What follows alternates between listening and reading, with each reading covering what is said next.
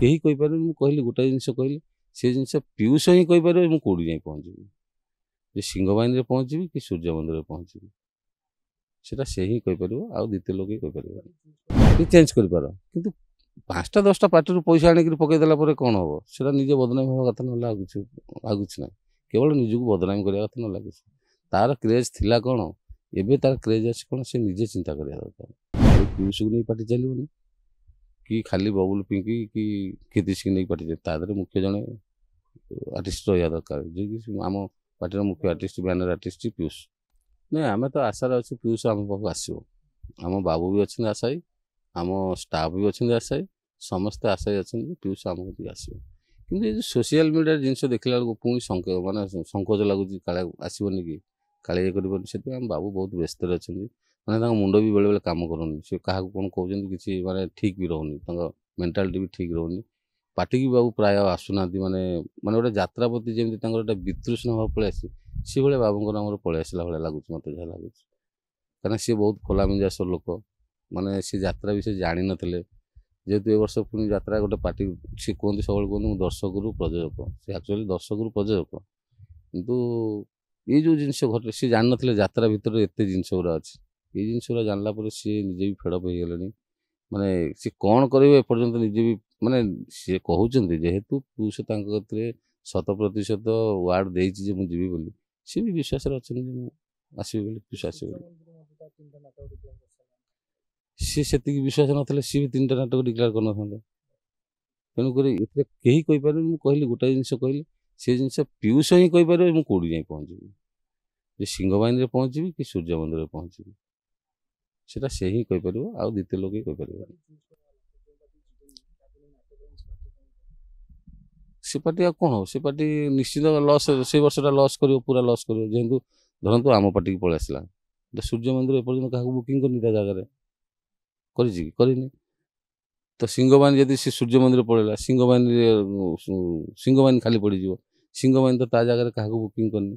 ଯଦି ବି ସିଂହବାହିନୀ କାହାକୁ ବୁକିଂ କରି 11th ଆୱାରରେ ସେ କାହାକୁ ପାଇବ, ତା ସେଇ ଜାଗାଟା ପୂରଣ କରିବାକୁ ଗଲେ ସେଇଭଳି ଆର୍ଟିଷ୍ଟ ଦରକାର, ଯାହାକୁ ନେଇ ପାର୍ଟି ଚାଲିବ। ତ ସିଏ ବି ହଇରାଣ, ସିଂହବାହିନୀ ମାଲିକ ବି ହଇରାଣ ହେଇଯିବେ। ସିଏ ବି ହଇରାଣ, ମାନେ ଭଲ ରକମ ହଇରାଣ ହେଇଯିବେ। ମାନେ ସେଟା କହିହେବନି, ଯେଉଁଟା ଇମାଜିନ୍ କରିହେବନି କେଉଁ ଭଳିଆ ପରିସ୍ଥିତି ହେବ ସେ ଯାତ୍ରା ପାର୍ଟି। ଖାଲି ତ ବବୁଲ ପିଙ୍କିକୁ ନେଇକରି କି କୀର୍ତ୍ତି ସିଂକୁ ନେଇକରି ପାର୍ଟି ଚାଲିବନି।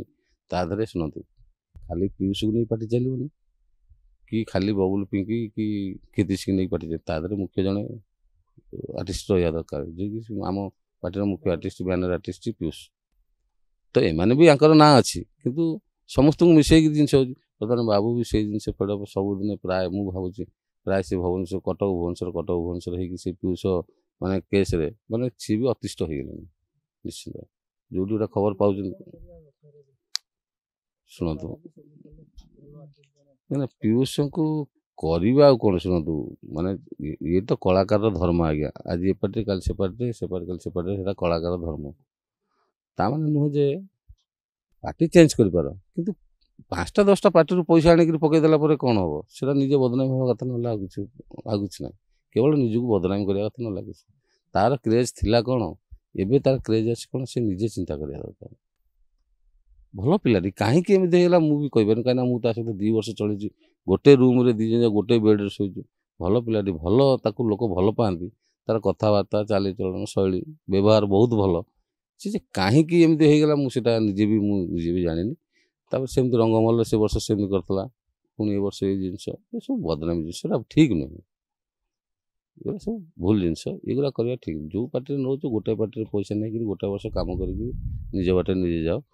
5ଟା 10ଟା ପାର୍ଟିରୁ ପଇସା ନେଇକିରି ଏ ଯେଉଁ ମାଲିକମାନଙ୍କୁ ହଇରାଣ କରିବା, କମିଟି ମାନେ କନଫ୍ୟୁଜ୍ ହେଇକିରି ବୁକିଂ ନ କରିବା, ଏବେ ତ ମ୍ୟାନେଜର ମାନେ ଇଏ ହେଉଛି। ତାପରେ ଆଉ ଗୋଟେ ଜିନିଷ, ଆମ ବାବୁ ମାନେ ଆପଣ 5ଟା ମ୍ୟାନେଜର ରଖିଛନ୍ତି, ମୁଁ ବାବୁଙ୍କୁ କହୁଛି, ବାବୁ ଖରାପ ଭାବିବେନି, ଆପଣ 5ଟା ମ୍ୟାନେଜର ଆପଣ ପାର୍ଟିରେ ରଖିଛନ୍ତି। ଆର ବର୍ଷ ଆମକୁ ନ ରଖନ୍ତୁ, କି ଅଲଗା ଯେଉଁମାନେ ଯାହାଙ୍କୁ ମୁଖ୍ୟ ନେଇ କରିଛନ୍ତି, ସେ ତାଙ୍କୁ ପଚାରି, ଆପଣ ତ ଯାତ୍ରା ବିଷୟରେ ଅଭିଜ୍ଞତା କମ୍ ନା, ଯେହେତୁ ଆପଣ ପୁରୁଣା ଜଣେ ମ୍ୟାନେଜର ମୁଖ୍ୟ ପରିଚାଳକ ରଖିଛନ୍ତି, ତାଙ୍କୁ ପଚାରିକି କରିବା କଥା କି ବୁକିଂ ହେଲେ ମ୍ୟାନେଜର ଥ୍ରୁରେ ବୁକିଂ। କାହିଁକି ମ୍ୟାନେଜର ଥ୍ରୁରେ ବୁକିଂ ହୁଏ, ଯେ ବର୍ଷ ସାରା ମ୍ୟାନେଜର ନେଇ ପାର୍ଟି ଚଳେଇବ, ମାଲିକ ନେଇ ପାର୍ଟି ଚଳେଇବନି।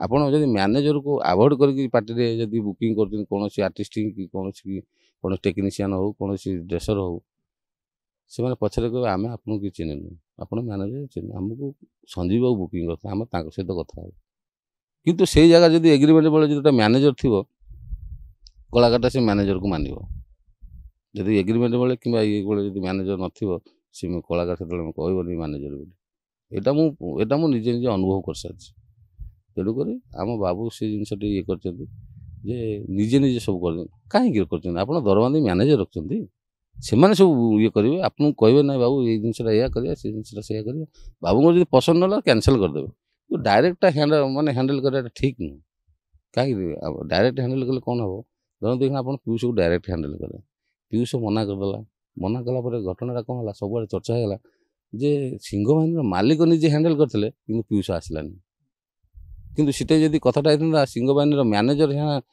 कथा हैंडल करता एतटा कथाटा माने बाधि न था मालिक हाथ पकड़े पीयूष आसलानी ये जो जिनसा भारी खराब लगे आम बाबूंर सम्मान गला आमर भी सम्मान जाऊँ जहाँ आम सिंह बाहिनी गोटे परिवार गोटे वर्ष गोटे परिवार जी सिंह बाहिनी विरुद्ध में कि संजीव पाठी विरुद्ध को आम छाती निया लगे निश्चित निया लगे कहीं सी आम अन्नदाता गोटाए वर्ष हो सी बाबू भल होता खराब होता पाखे से कौन आम पाखे तो भल ना आमको तो कहे मानने सेमती कथा आमको पैसा दरमा ठीक से मिलूँ आमको खाया ठीक से मिलूँ आम देखुँ आम बाबू भल किंतु जिनस हूँ कौन कहीं निजे हैंडल करेंगे दरमा देखिए रखी 5-5टा मैनेजर रखते गोटे मुख्य परिचालक रखते से हैंडल करूँ से कथा हूँ कहीं सब जिन निज मुंड को नहीं जाऊँ मुख्य जिन।